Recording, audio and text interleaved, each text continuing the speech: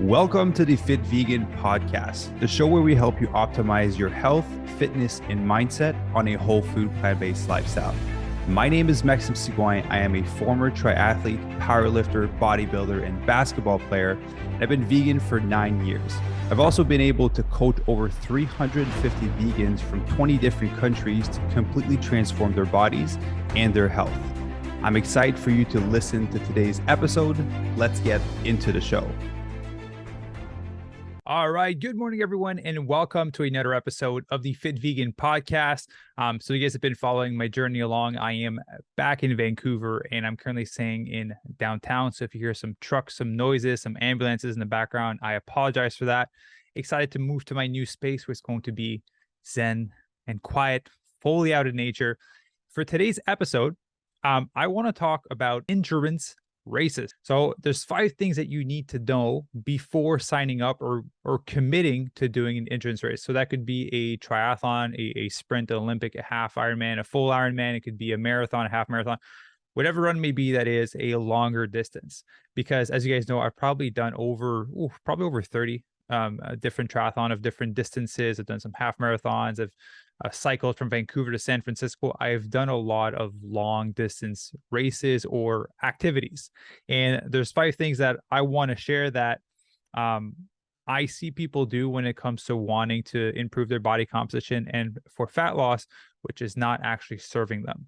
So first thing I want to say, I have my little notes here, is that it will give you a terrible body composition, and it'll make further fat loss harder. So what I mean by that is if you're wanting to do a triathlon or half marathon because you want to lose weight, understand that it won't really help you lose weight, and it's actually going to make it harder for you to do it in the future, and I'll explain why.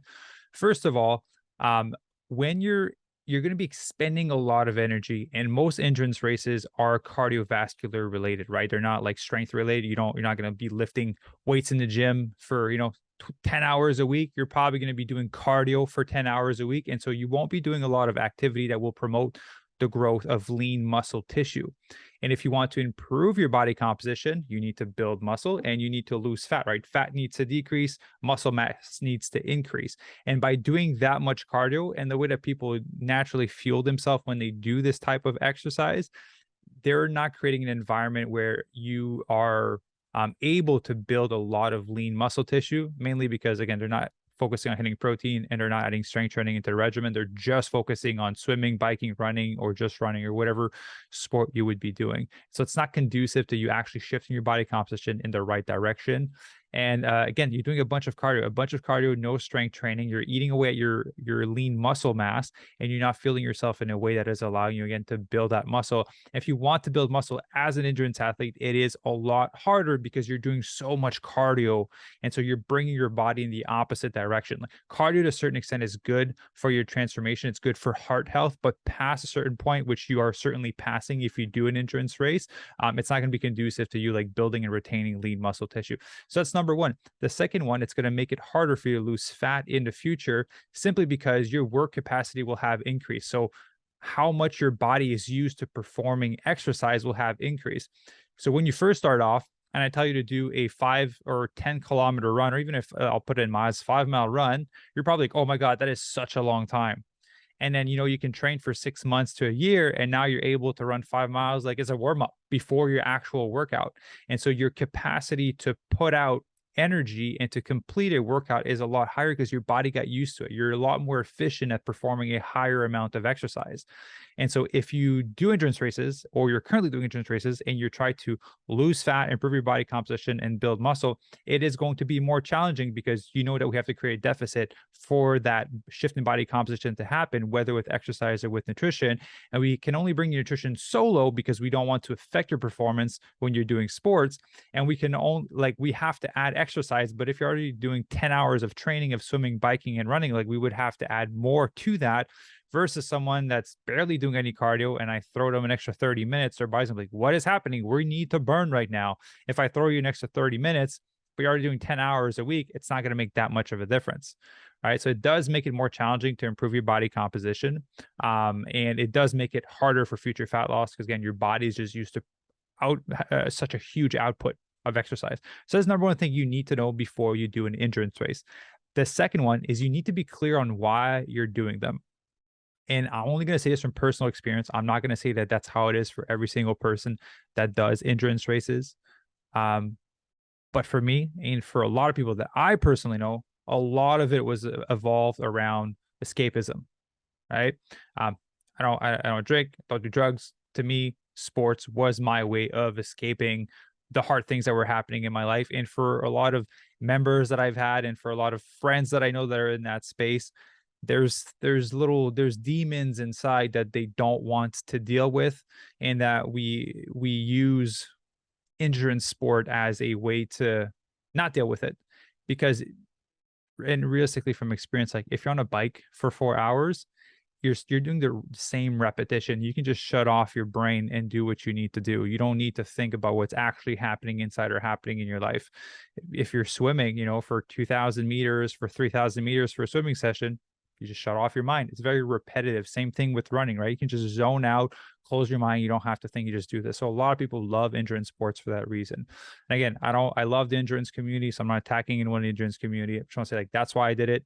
And a lot of other people that I know, they have demons they're not willing to deal with. And so they just think that working out more and more is going to solve all of these problems. And so I'm saying, be clear on why you want to do an endurance race. If it is simply for the fact that you want to test the boundaries of what you can do with your body, which I can relate to, that's awesome. But you have to be honest with yourself. Are you running away from something? Is there something you don't want to confront, and you think that this will allow you to either, one, not think about it, or second, solve it?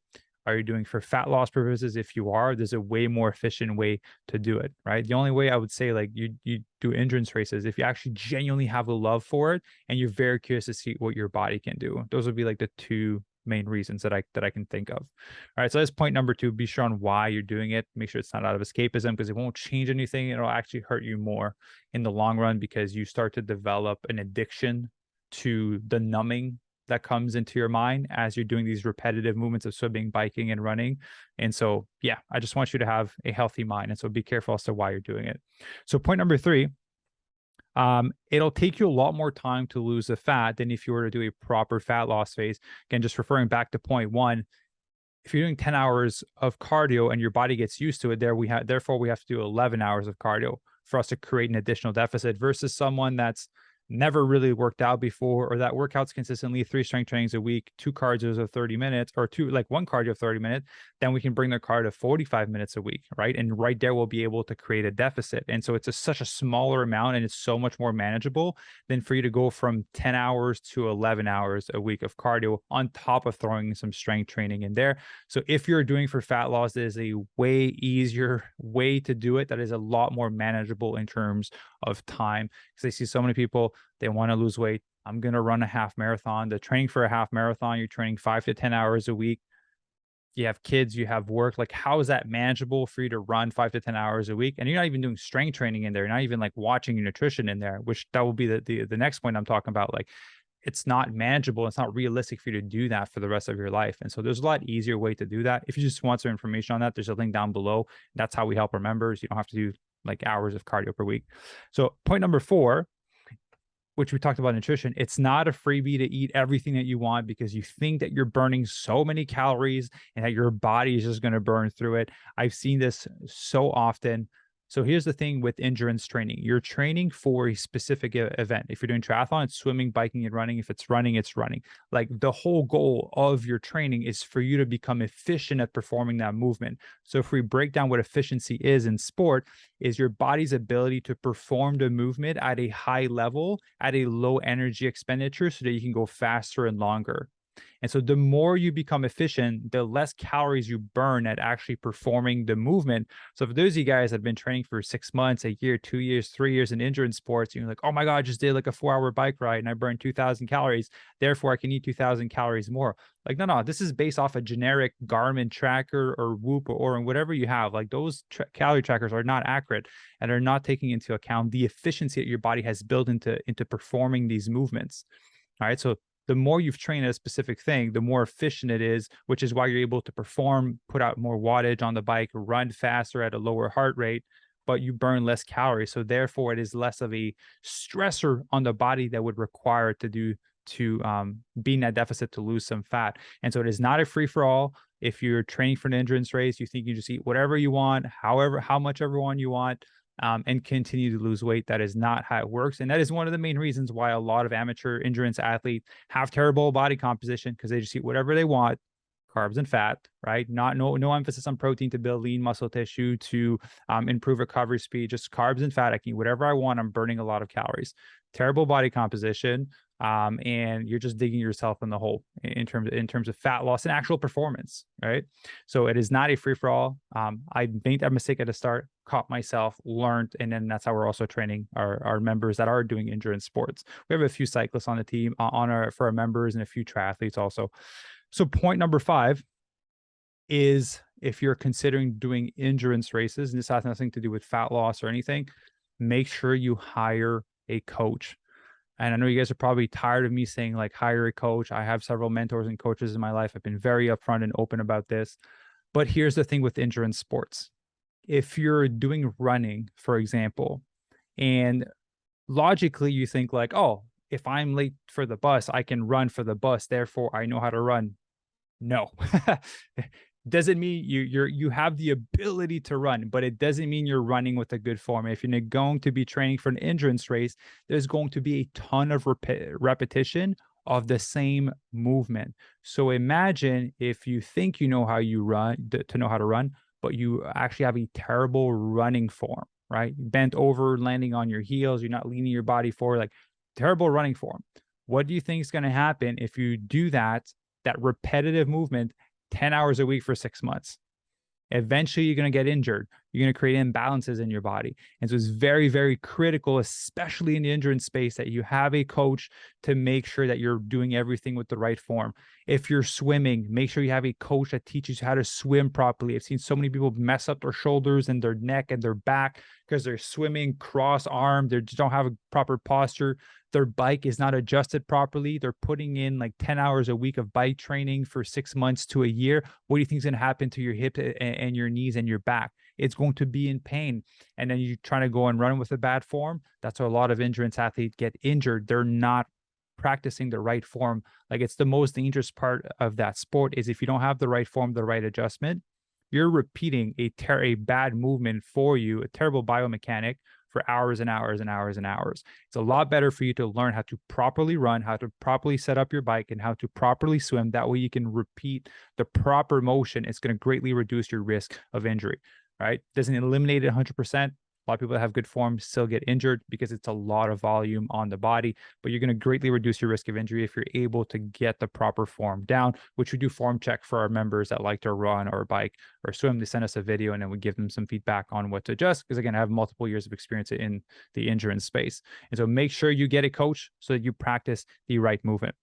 All right, guys, so that's going to be it for this short episode. Right, Friday, I try to keep it short. I did not do a good job at keeping it under 5 minutes, but hopefully it was valuable for you. If you do have any questions about this podcast, about endurance sports, feel free to send me a message on Instagram or Facebook. Always love to chat with you guys. And if you're considering doing your first race and you want some training in terms of being performant, building some lean muscle, improving your body composition, you actually want to do it the right way, then there's a link down below where you can apply for coaching to work with our Fit Vegan coaching team. We'd love to chat with you. Hope you guys have an awesome day and enjoy your weekend. Ciao.